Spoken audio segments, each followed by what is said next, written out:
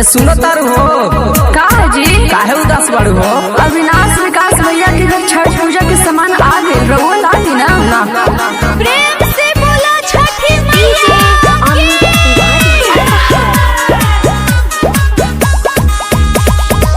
सपना recording studio Garhwa.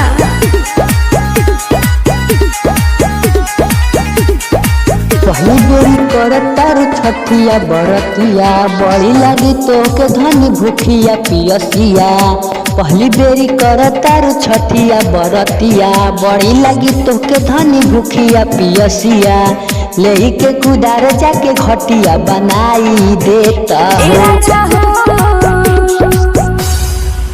जोड़े जोड़े सुपावा मंगाए देता हो ना ए पिया हो।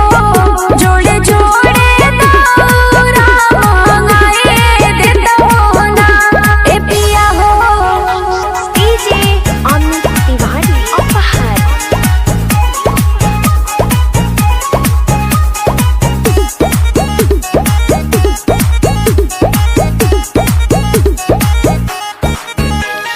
जातानी हमें बाजारे सब कुछ किन देहब गोरी। करतारू छठिया बरतिया सब कुछ लन देव गोरी। जातानी हमें बाजारे सब कुछ किन देहब गोरी। करतारू छठिया बरतिया सब कुछ लन देव गोरी।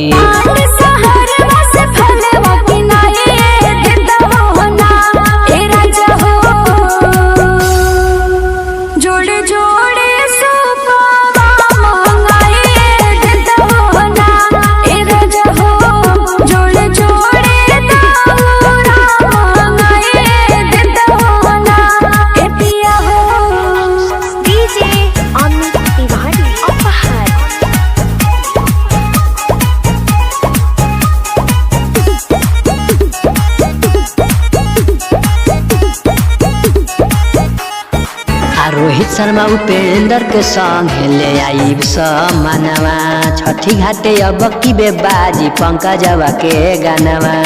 रोहित शर्मा उपेंद्र के संग ले आईब समानवा। छठी घाटे अब की बेबाजी पंकजवा के गानवा।